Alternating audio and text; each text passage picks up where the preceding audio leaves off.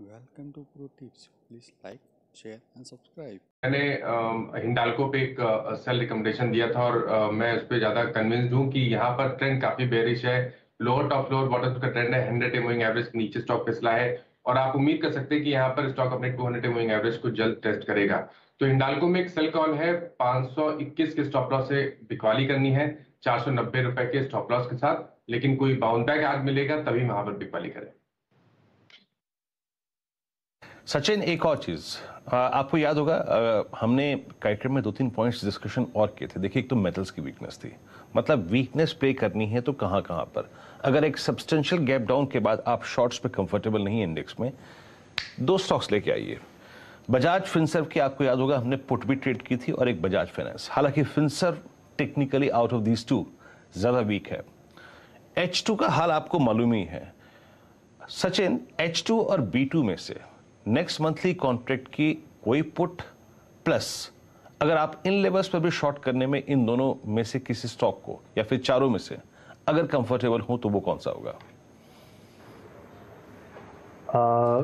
थोड़ा सा tricky question है, बट डेफिनेटली मुझे लग रहा है कि यहाँ पर HDFC ट्विंस का जिस तरीके से परफॉर्मेंस रहा था, काफ़ी बड़ी वीकनेस यहाँ पर ऑलरेडी अनलॉक हुई थी एंड मुझे लग रहा है कहीं जाकर दोनों स्टॉक्स को देखे प्राइस पैटर्न के लिहाज से, रिवर्सल्स के लिहाज से, तो दोनों HDFC स्टॉक्स में एक काफ़ी इंपॉर्टेंट सपोर्ट जोन पे हरामी फॉर्मेशन है एंड एक होमिंग पिजन फॉर्मेशन है। तो ये दोनों काफ़ी अच्छे संकेत होते हैं एक बॉटम फॉर्मेशन के। तो मुझे लग रहा है यहाँ पर तो डेफिनेटली फ्रेश शॉर्ट्स करने की या फ्रेश शॉर्ट्स कैरी फॉरवर्ड करने की तो मैं सलाह नहीं दूंगा।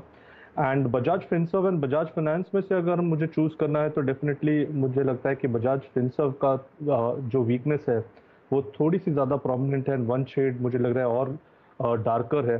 तो लिटरली अगर इसको हम थोड़ा सा और डाइसेक्ट करें तो 15,500 का जो एक इम्पॉर्टेंट सपोर्ट था जहां पर एक रिवर्सल बनने की उम्मीद थी, वो उम्मीद फाइनल सेशन में निकल गई है। मुझे लग रहा है जिस तरीके से एक काफ़ी स्ट्रॉन्ग क्लोजिंग हुई है अपने 200 डे एक्सपोनेंशियल मूविंग एवरेज के नीचे, तो मुझे लग रहा है यहाँ पर थोड़े से शॉर्ट्स ज़रूर कैरी फॉरवर्ड किए जा सकते हैं। तो लगभग 800 से 1000 पॉइंट की डाउन साइड यहाँ पर अभी भी नज़र आ रही है एंड जिस तरीके से डेटा शेप अप हो रहा है मुझे लग रहा है 16,000 का एक इम्पॉर्टेंट पाइवोटल रेजिस्टेंस है। तो जब तक इसके ऊपर एक डिसाइसिव क्लोजिंग नहीं बनती, आई थिंक तब तक एक रिवर्सल की उम्मीद नहीं करनी चाहिए। इनफैक्ट थर्सडे के सेशन में भी हमने एक अटेम्प्ट यहाँ पर फेल होते हुए देखा था। तो लगभग मुझे लग रहा है 16,000 का एक काफ़ी स्टिफ रेजिस्टेंस हो सकता है अगले कुछ हफ्तों के लिए।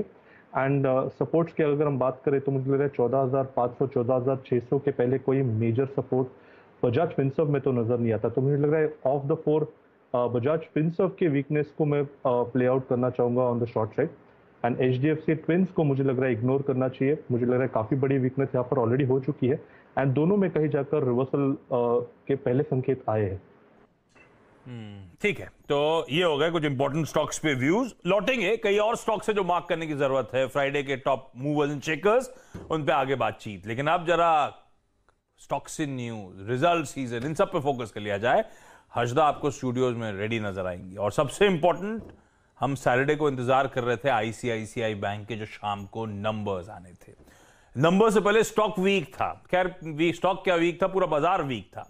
दिन के लोज पे जाके ICICI बैंक बंद हुआ और इससे पहले ICICI बैंक की जो सब्सिडरीज आर्म्स थे, ICICI लोम्बार्ड हो, ICICI प्रू हो, ICICI सिक्योरिटीज हो, ICICI प्रू के तो फिर भी नंबर्स ठीक थे, सिक्योरिटीज और लोम्बार्ड के खराब नंबर्स थे।